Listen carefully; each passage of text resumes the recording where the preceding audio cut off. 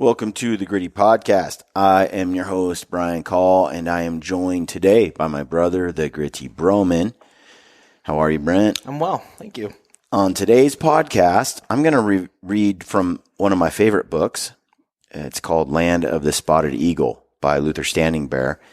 And in this podcast, I'm going to go over a chapter. It's one of my favorite chapters called Indian Wisdom, and it's chapter 7. And in this, we've talked, Brent, in the past about Theodore Roosevelt. We did a podcast called The Healing Outdoors, where we talk about how Theodore Roosevelt uses the outdoors to heal him from his melancholy, bouts of depression, hectic, chaotic life that he experiences as president or as even governor, as New York. It's his sanctuary / happy place. Yeah.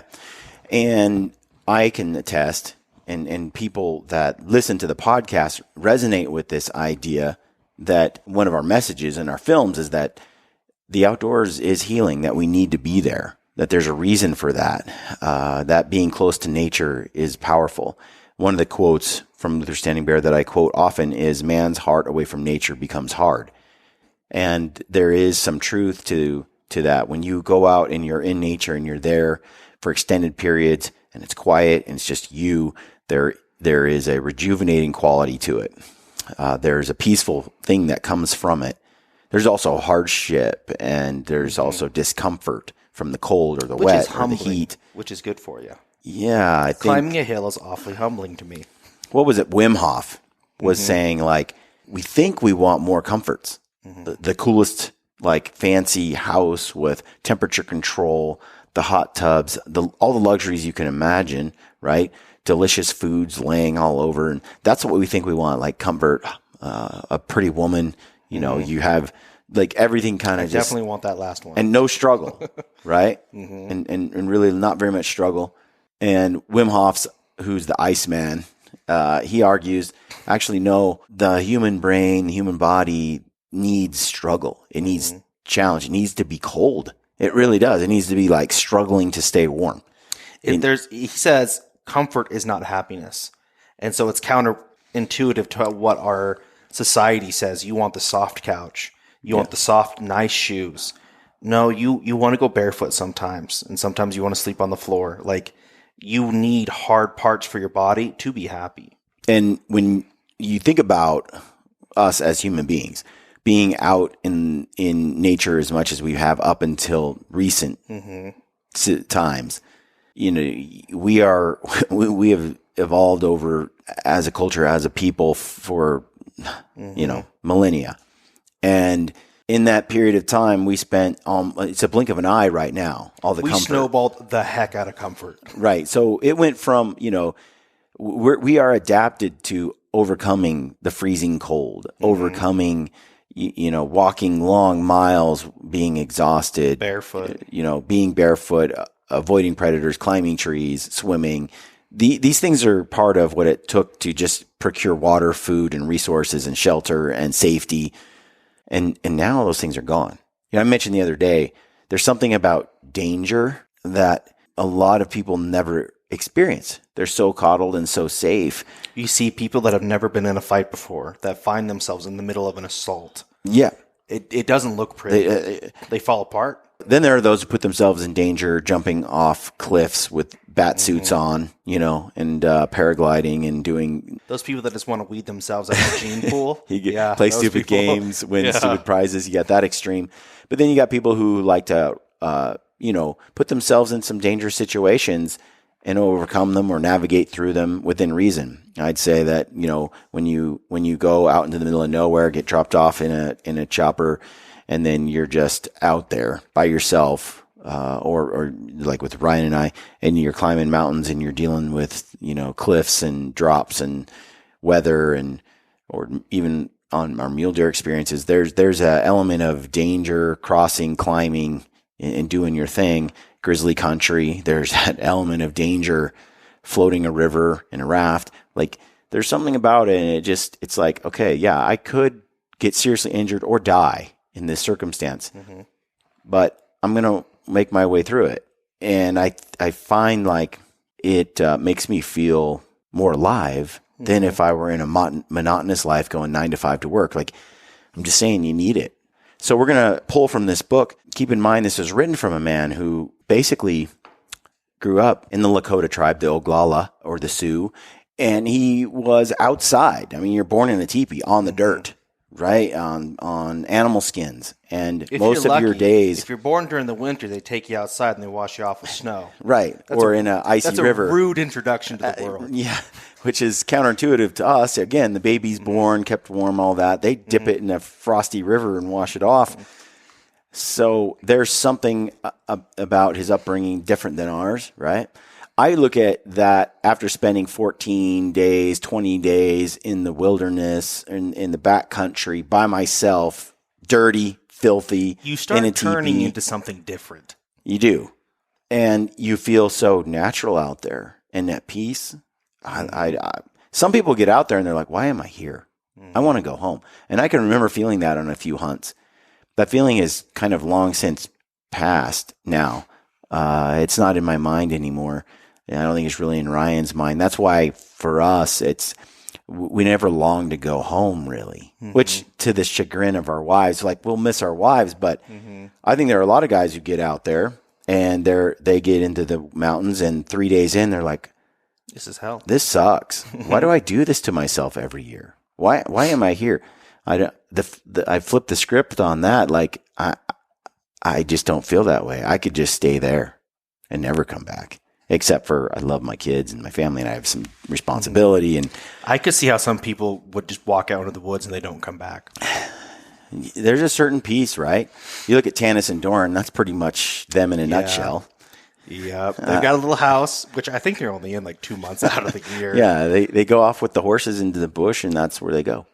They spend all their time in mountains, all their time outside. They're little nomadic people. So They definitely look nomadic. that's what we're talking about here. And so let's dive into the insights that he has, his opinion, and what it does for the human soul and the mind and the body, and contrast that with some of our own experiences. And I think it's going to be useful exercise. I think you'll like this. Before we do, I want to remind you to use the code GRITTY at Mountain Ops. Do us a favor. Like I said before, I think the protein bars are a winner right now. I'm really enjoying the electrolytes as well, and I always got to have some Ignite. And use the code GRITTY at Alpaca Rafts. If you're going to get a raft for this season, you got to order it now because they have like a 6-week, 8-week lead time right now. They're really backed up. They've just had a lot of orders. You're welcome. So use the code GRITTY 2020 at Alpaca Rafts. You're going to want one. Just get one, break down, do it. Give in. But they're just so cool. Even if you don't use it for hunting, just to have it in the summer, just to be able to go places. Fishing rig too. It's just big enough. So check that out and use the code GRITTY at Sissy Sticks. Get yourself some carbon fiber / aluminum poles. They're legit. So check that out. Oh, I think I should drop one more, and that is the code GRITTY over at Mark Livesey's e-scouting course. There's links to it in the description field of the video here. Check that out, man. You're going to want it. I'm telling you, it's an e-scouting course. It's worth every penny. Use the code GRITTY on that. You'll save. I've keep talking about it. It's going to change your world. Even if you're pretty good at e-scouting, it's going to take you to a whole nother level.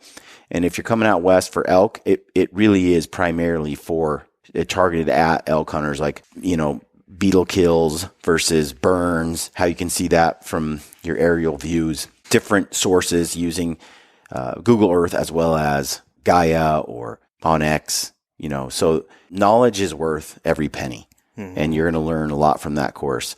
So check that out before you get on your hunts this year. Find like 3 or 4 in and out routes, your exit routes, your different camp spots, backup locations in case you're not finding elk in those locations. You have new ones already figured out. That was one thing that I felt just so stupid. He was talking about how that they have 2 or 3 places that they have kind of picked out for camps. 5. Yeah, which is not something I've ever thought about. Yeah. It's like, it's getting dark. I should probably figure this out. And I've done that a lot, but when you can know where your water sources are and where your camping is, where your elk are, the way the wind is going to be going, which covers all these sorts of things, You can find ideal camp spots that don't mess up your hunting areas. Too many guys camp in the wrong spot. Yeah. And you're like, man, you put all that effort in to get to a spot, but you camp in a place that blows it, ruins it. You really got to play the game right. It's an excellent course, so check that out. Okay, let's get into the book. Enough of this. Here it goes. Nature. The Lakota was a true naturist, a lover of nature. He loved the earth and all things of the earth, the attachment growing with age. The old people came literally to love the soil, and they sat or reclined on the ground with a feeling of being close to a mothering power. It was good for the skin to touch the earth, and the old people liked to remove their moccasins and walk with bare feet on the sacred earth. Their teepees were built upon the bare earth, and their altars were made of earth. The birds that flew in the air came to rest upon the earth, and it was the final abiding place of all things that lived and grew. The soil was soothing, strengthening, cleansing, and healing. This is why the old Indian still sits upon the earth instead of propping himself up and away from its life-giving forces. For him, to sit or lie upon the ground is to be able to think more deeply and to feel more keenly. He can see more clearly into the mysteries of life and come closer in kinship to other lives about him. The earth was full of sounds which the old-time Indian could hear, sometimes putting his ear to it to the earth as to hear more clearly. The forefathers of the Lakota had done this for long ages until there had come to them real understanding of earth ways. It was almost as if the man were still a part of the earth as he was in the beginning, according to the legend of the tribe. This beautiful story of the genesis of the Lakota people furnished the foundation for the love they bore for earth and all things of the earth. Wherever the Lakota went, he went with his mother earth. No matter where he roamed, by day or slept by night, he was safe with her. This thought comforted and sustained the Lakota, and he was eternally filled with gratitude. Most of us that grow up in a civilized world, especially if you talk to like our friend Orlando growing up in Stockton, California, Joe Rogan, for example, too. Like they talk about going out into the woods and being like, spend the night out here? Like there's a monster behind every corner. Like, but walking down, a Brooklyn, walking down Skid inner Row, city no is like, deal. Whatever. Compton, like cool. There's way more predators on those streets than there are out in the What's woods. funny is, my wife hunted this year. Bless her heart. She went out with her friend Lacey Hansen, and they went up in the mountains. I went up for a day and then ditched them. And then they spent the whole, weekend after weekend, I think probably a total of 6 or 7 days looking for bears and bear hunting. They had tags in their pockets, and they were going to do spring bear right here in Utah. So they were cruising around and having a great old time. But it was a big deal for them to sleep outside overnight. Lacey had done it with her husband and stuff, but a lot of people even then still do a lot of day hunts. This was like the two of them figuring it out. There was a big old mountain lion 500 yards from us across the canyon that watched us for quite a while one evening. They're out there looking for bears. There's bears around. It's a wild. And if you're not used to it, it can be spooky. But this is an interesting, he says, no matter where he roamed by day or slept by night, he was safe with her. Think about that. They're so at home in the wilderness that there's that doesn't scare them to be out there. Like they're so connected that it is no different than being in your own home here. And no matter where you go in the wilderness, you feel at home. Like that's a vast area to feel comfort and feel natural. From Wakantanka, there came a great unifying life force that flowed in and through all things. The flowers of the plains, blowing winds, rocks, trees, birds, animals, and was the same force that had been breathed into the first man. Thus all things were kindred and brought together by the same great mystery, Wakantanka. Kinship with all creatures of the earth, sky, and water was a real and active principle. For the animal and bird world, there existed a brotherly feeling that kept the Lakota safe among them. And so close did some of the Lakotas come to their feathered and furred friends that in true brotherhood they spoke a common language.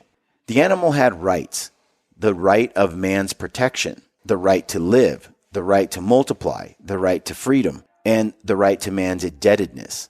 And in recognition of these rights, the Lakota never enslaved the animal and spared all life that was not needed for food and clothing. That's interesting. They saw these animals more or less as equals to a sense, even though they hunted, killed them.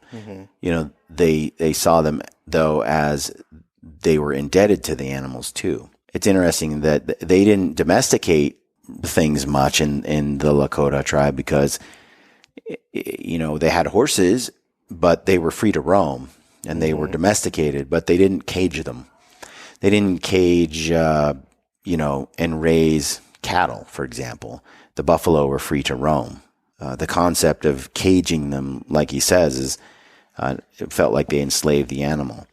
And he said they spared all life that was not needed for food and clothing, meaning they didn't really hunt for sport. They cherished those animal lives, and so they only killed what they were going to use. Now, when I talk about this and I read from this book, you have to understand I'm reading from the experience of a Lakota that in his culture and the group he grew up with. To say that that Indians in North America are one big homogenous group of people, it wasn't like that. You have vastly different cultures from tribe to tribe across the whole nation. So when I read this, these things don't apply to every Indian tribe across the board. These are the Lakota people. I want to make that distinction because there were some tribes that had different value systems. Just because they valued wildlife like this doesn't mean they all did, just to be clear. And you'll always have people who say, it's not true. Human beings are human. But in general, this is a generalization of the values that they would have. If I were to write about the values of Americans, I would write them one way, like the way I see the values. Someone else might come along and say, no, you're all lying murderers and America sucks, and they can point to a lot of things that Americans have done that are heinous. I'm not saying that Lakota people are perfect, but if I were to say what embodies a true American, it would be a certain thing. And that's what he's doing here. He's like, in general, this is the goals and the values and the practices of the good Lakota, This concept of life and its relations was humanizing and gave to the Lakota an abiding love. It filled his being with the joy and the mystery of living. It gave him reverence for all life. It made a place for all things in the scheme of existence with equal importance to all. The Lakota could despise no creature, for all were of one blood, made by the same hand and filled with the essence of the great mystery. In spirit, the Lakota was humble and meek. Blessed are the meek, for they shall inherit the earth. Was true for the Lakota, and from the earth he inherited secrets long since forgotten. His religion was sane, normal, and human. Reflection upon life and its meaning, consideration of its wonders, and observation of the world of creatures began with childhood. The earth, which was called Maka, and the sun called Ampetui, I'm slaughtering these, I'm sure, represented two functions somewhat analogous to those of male and female. The earth brought forth life, but the warming, enticing rays of the sun coaxed it into being. The earth yielded, the sun engendered. In talking to children, the old Lakota would place a hand on the ground and explain, "We sit in the lap of our mother. From here, we and all other living things come. We shall soon pass, but the place where we now rest will last forever. So we, too, learn to sit or lie on the ground and become conscious of life in its multitude of forms. Sometimes we boys would sit motionless and watch the swallow, the tiny ants, or perhaps some small animal at its work and ponder on its industry and ingenuity. Or we lay on our backs and looked long at the sky, and when the stars came out, made shapes from the various groups. The morning and evening star always attracted attention, and the Milky Way was a path which was traveled by the ghosts. The old people told us to heed a wa makaskan, which were the moving things of the earth. This meant, of course, the animals that lived and moved about, and the stories they told of the animals that lived and moved about increased our interest and delight. The wolf, duck, eagle, hawk, spider, bear, and other creatures had marvelous powers, and each one was useful and helpful to us. Then there were the warriors who lived in the sky and dashed about on their spirited horses during a thunderstorm, their lances clashing with the thunder and glittering with the lightning. There was Wiwilla, the living spirit of the earth, and the stones that flew like a bird and talked like a man. Everything was possessed of personality, only differing with us in form. Knowledge was inherent in all things. The world was a library, and its books were the stones, leaves, grass, brooks, and the birds and animals that shared alike with us the storms and blessings of earth. We lived to do what only the student of nature ever learns, and that was to feel beauty. We never railed at the storms, the furious winds, and the biting frosts and snows. To do so intensified human futility. So whatever came, we adjusted ourselves by more effort and energy if necessary, but without complaint. Even the lightning did us no harm, for wherever it came close, too close, mothers and grandmothers in every teepee put cedar leaves on the coals, and their magic kept danger away. Bright days and dark days were both expressions of the great mystery, and the Indian reveled in being close to Big Holy. His worship was unalloyed, free from the fears of civilization. One time he talked about how, in a pouring, intense windstorm, snowstorm, you'll have a warrior walk out in nothing but a breech clout, climb on his horse and ride off into the biting wind and snow, it's like, and, half naked and just go where he needed to go. Reminds me a bit of Wim Hof. What I think is interesting is how they never railed at the storms. To do so intensified human futility. To complain about it and to whine about it, or it's just not in, it's just like, that's just what is. So why complain, And I think it's an interesting idea because we complain about it so much. Dude, it's so freaking hot today. I hate this kind of weather. Or it's freezing cold. Or that windstorm hit us and it lasted for 2 days. It was, we're pretty good at complaining about it. It'd be interesting if that never came up. The obvious, the elephant in the room is that you're getting pelted with golf ball size, whatever, and wind, and you're just doing your thing. You never really bring it up. Hey, should we stake down that tent? Yeah. It's kind of how Ryan and I operate. Yeah. We don't sit there and talk about it. Neither one of us are willing to acknowledge that the weather's bad. We're both kind of we get the job done. We stake down the tent. We go inside, but we're just it is what it is. We're not leaving. We're not quitting, So why acknowledge it? It's just the thing that's happening. You might say it's cold. That wind is rough, but that's it. You're just gonna do your chores and keep pressing until you meet your goal, which is, to fill the tag and come home with a freezer full of meat. Anyway, he said, I have come to know that the white mind does not feel toward nature as does the Indian mind. And it is because I believe of the difference in childhood instruction. I've often noticed white boys gathered in a city by-street or alley jostling and pushing one another in a foolish manner. They spend much time in this aimless fashion, their natural faculties neither seeing, hearing, nor feeling the varied life that surrounds them.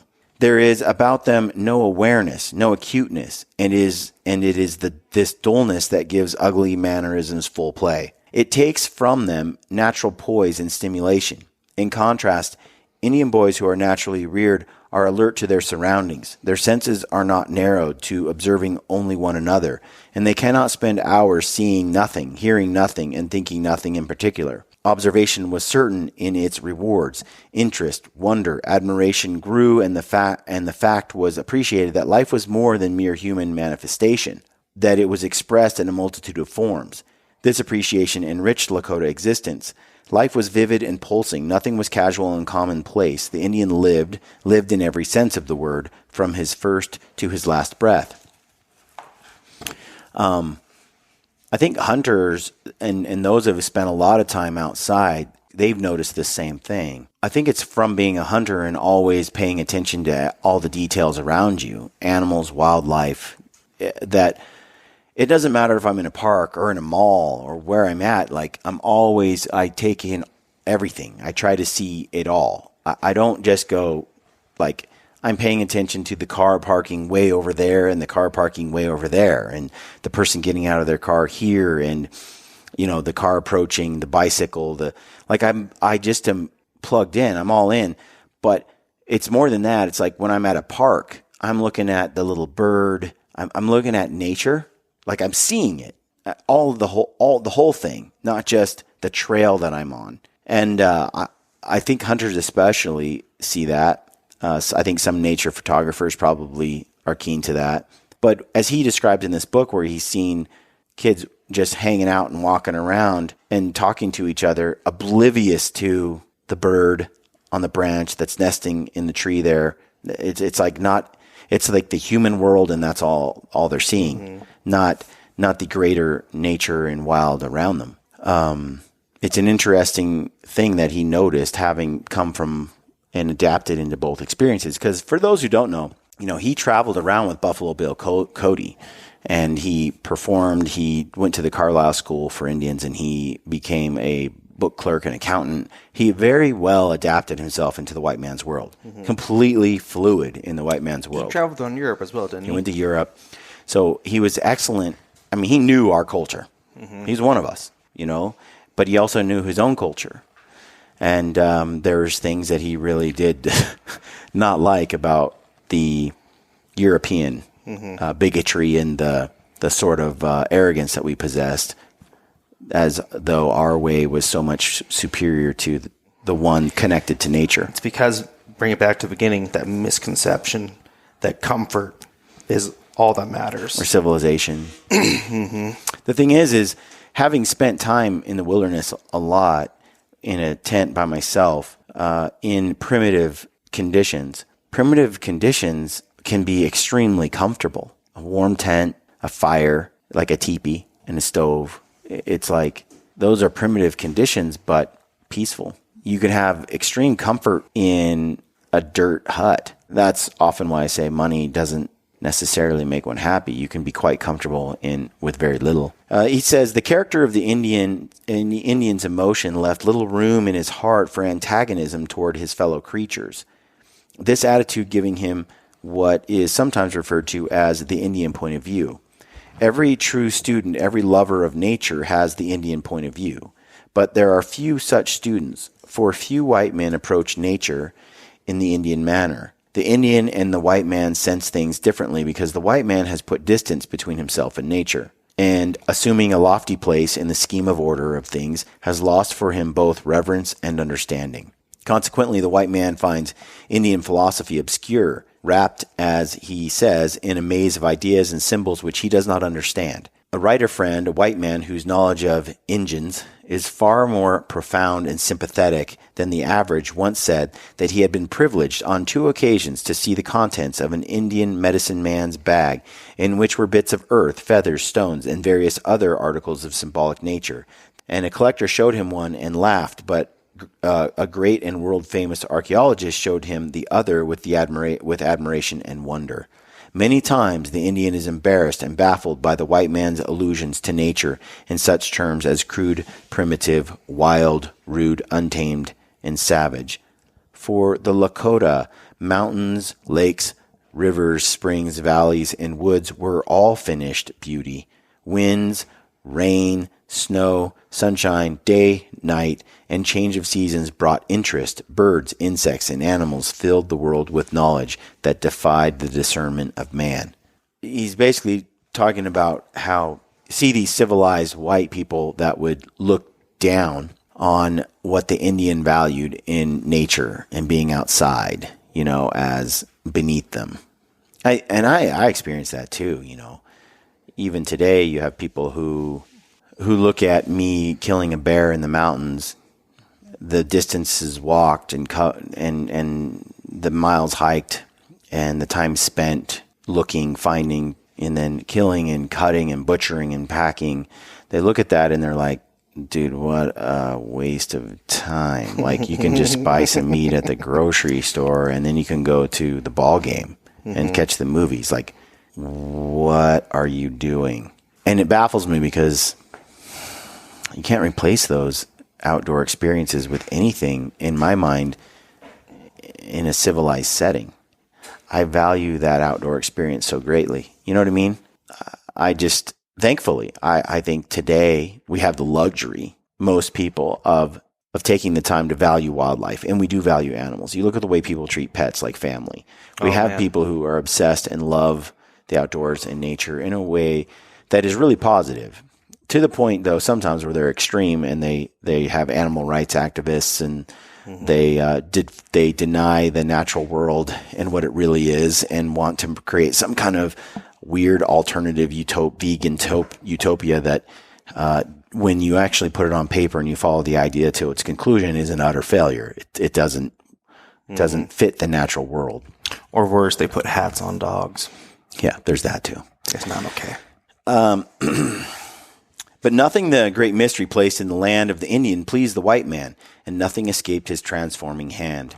Wherever forests have not been mowed down, wherever the animal is recessed in their quiet protection, wherever the earth is not bereft of four-footed life, that to him is an unbroken wilderness. But since the Lakota, there was no wilderness, since nature was not dangerous but hospitable, not forbidding but friendly.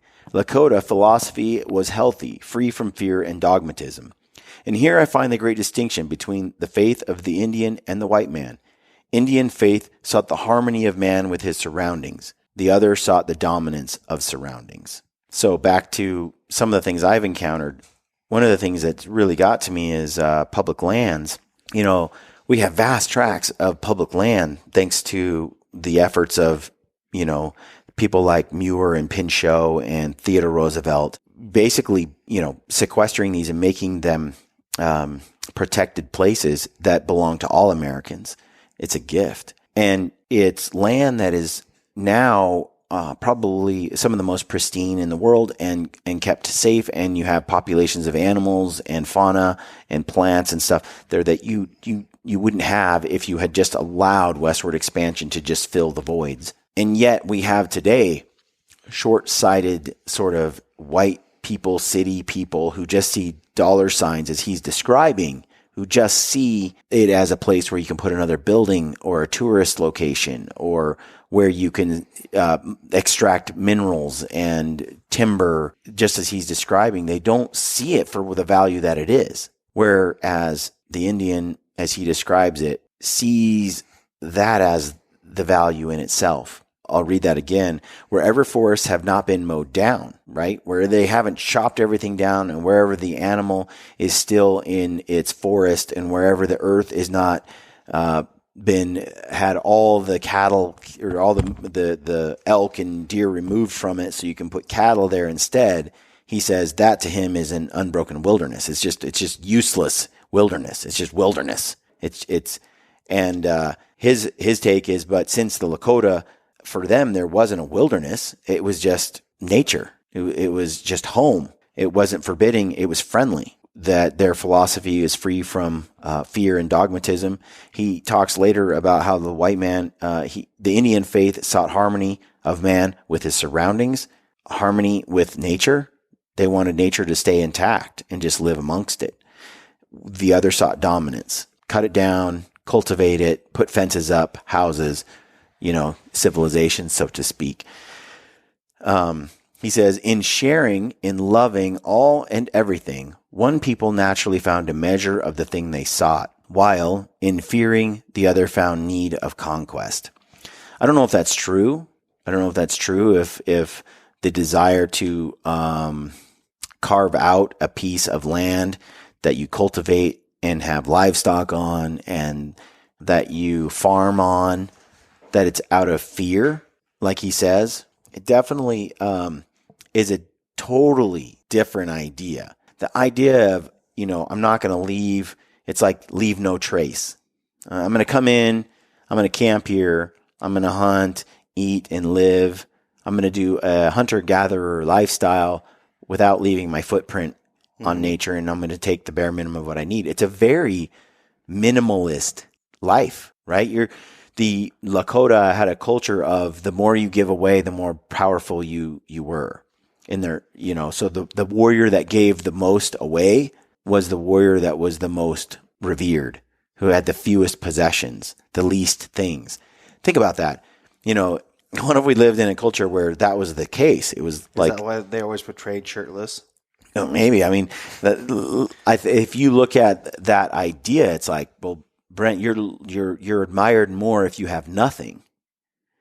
And by embracing that concept, you've gotten rid of almost everything except some bare minimums. What does that leave you with? Yourself. that the only thing you get to take with you when you die, the old saying really is yourself. And so it makes you focus on you as a person and your character and your ingenuity and your creativity and cultivating. All you got is you at the end of the day.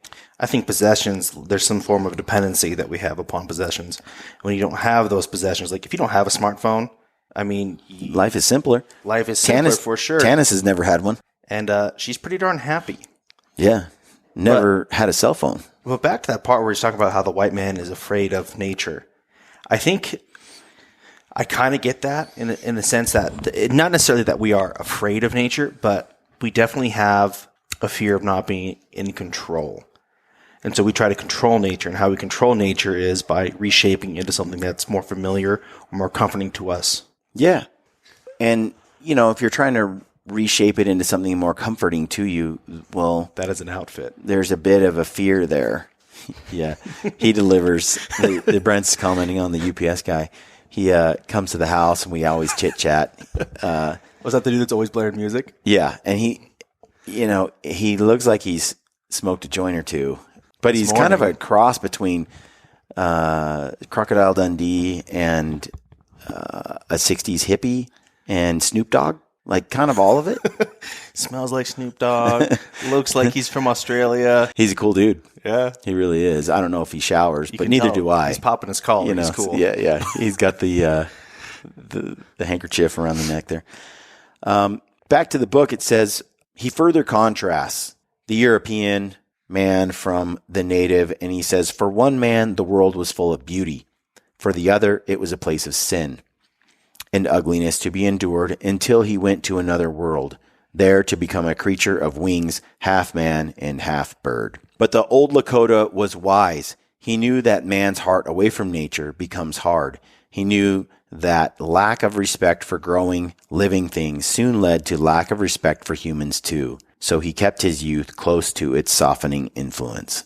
Back to one of my favorite quotes. So there's a little philosophy there for you folks on nature and what it does to people, what the lack thereof does to you. A little different, a little contrast between, your sort of classic European mindset. A lot of these people, as they moved west, you look at it this way. There were many people who moved west, and what they wanted to do was mow down the forests. They wanted it to be grazed. They wanted cattle. They wanted farming. They wanted to own vast tracts of land that was theirs.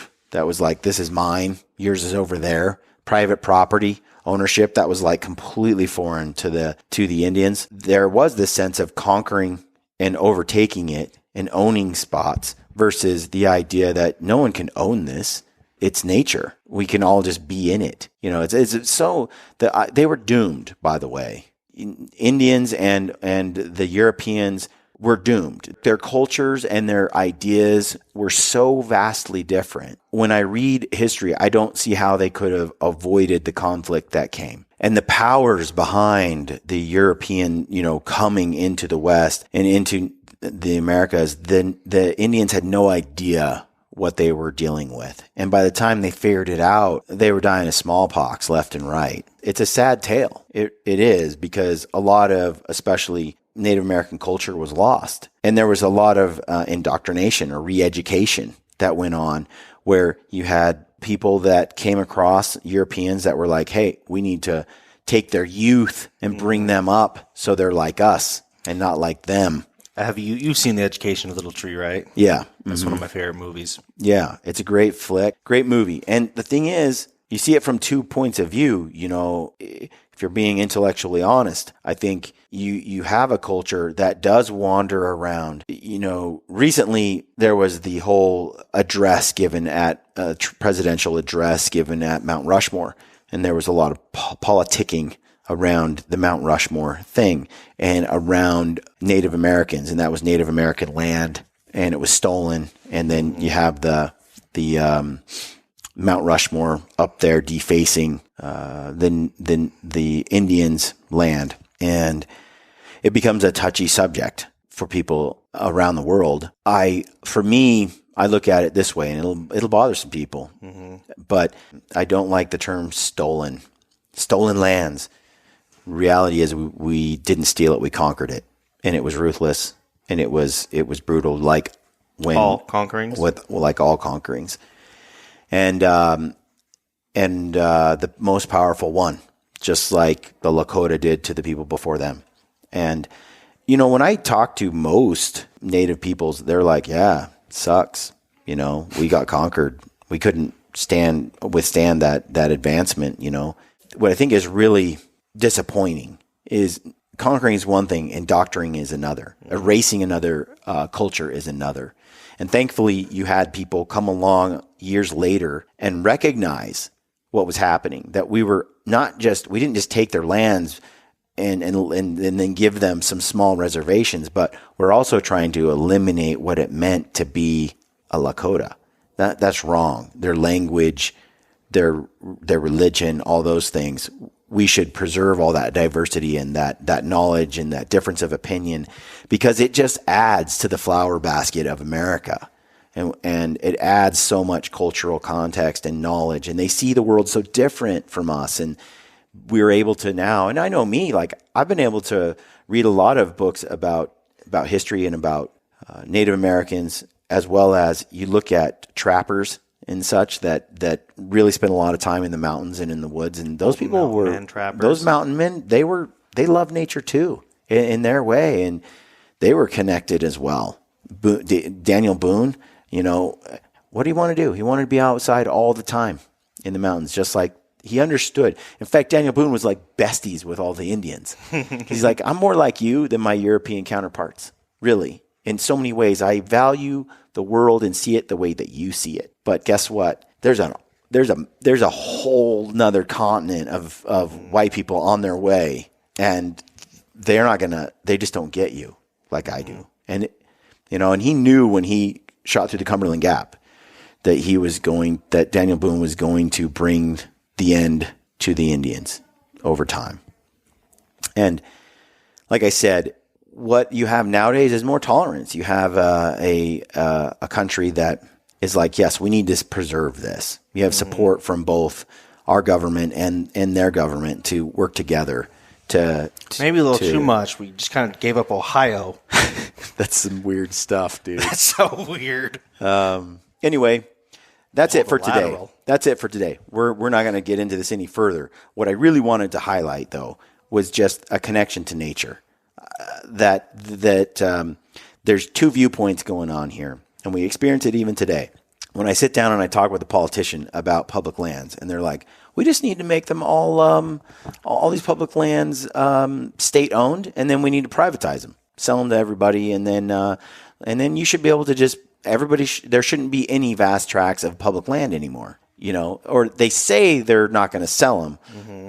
They just want to make them state-owned instead of federally managed. Control them, and the state can manage them because they'll do it better. And then the state will then sell them because that's all they've ever done. It's just a two-step process to privatization. That's all it is.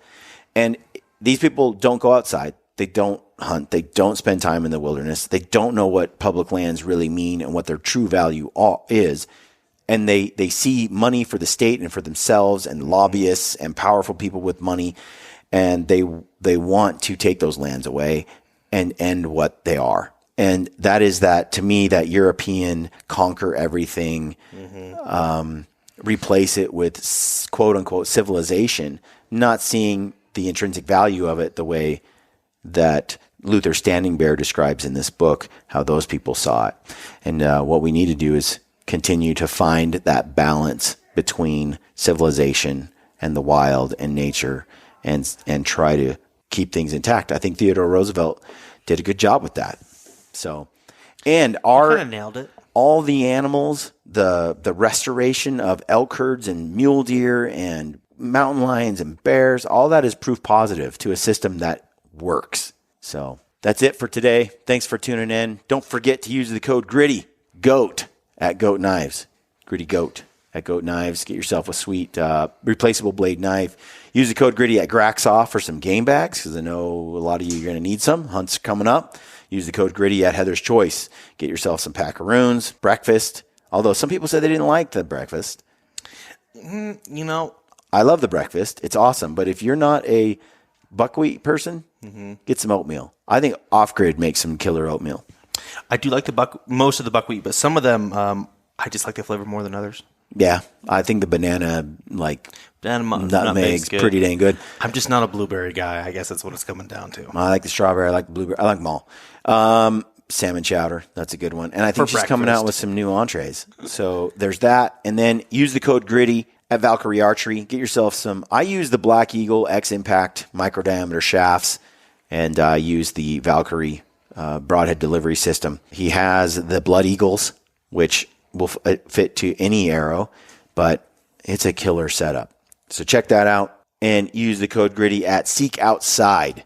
Get yourself a titanium U-turn stove, maybe a Silex with a stove jack, or an Aeolus for early season, or even a Cuban fiber Dyneema Cimarron teepee for, a castle that weighs almost nothing. So check those things out. Helps us out. And as always, thanks for tuning in, and stay gritty.